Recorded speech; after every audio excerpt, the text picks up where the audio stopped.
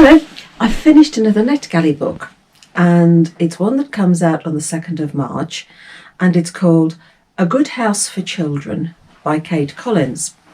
It's described in some places as a horror, but I'd say it was more creepy, a more creepy ghosty type thing. It's a slow, excuse me, it's a slow burn. It go over the first part of it, and then it starts getting creepier and creepier and creepier. And we have two timelines. We've got Lydia in the 1970s, and we've got Orla in the present day. And we've also got a third character in the house. The house is called the Reeve. It's set in Dorset, and it's overlooks the sea, but it's away from everything. It's isolated almost, and it is almost another character. So Lydia in the 70s, Lydia goes to the house with Sarah and their 4 children after a tragic event. She's almost like sort of the live-in nanny for Sarah. And you've got Philip, twins Clover and Tabitha, and baby Owen. Sarah locks herself away almost. She takes care of Owen, and the rest of them just have to manage on themselves because she is so wrapped up in events that she just locks herself away. Philip is a quiet, almost serious little boy, and Lydia absolutely adores him. He's her favourite.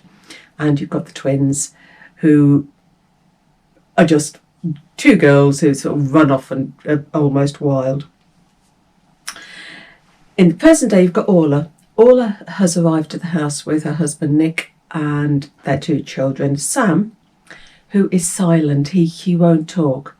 They've seen psychiatrists and psychologists, and he will talk when he wants to, and he's just silent.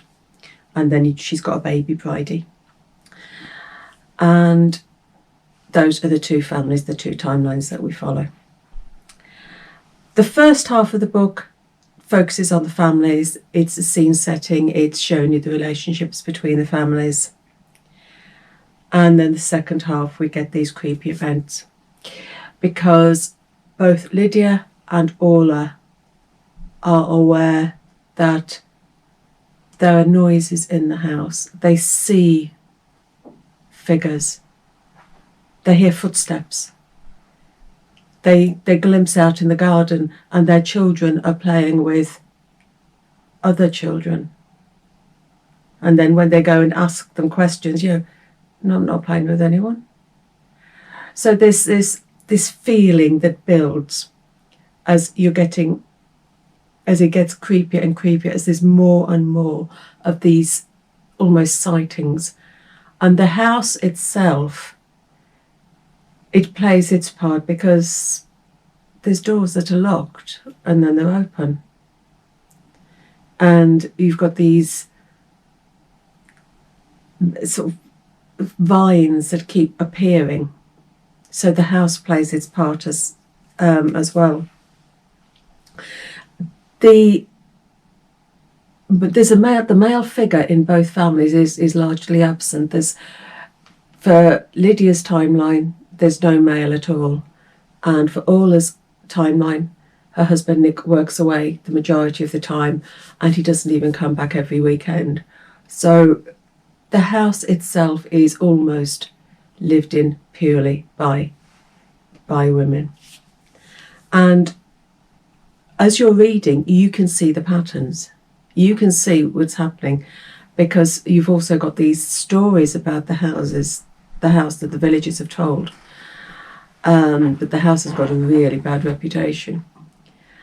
And you can see patterns. As a reader, you can see patterns emerging, but you can't do anything to help Lydia or Orla or Sarah or the kids. You can't do anything. You just have to keep turning the page. and waiting. Yes, it's a creepy read, a slow start and a creepy read.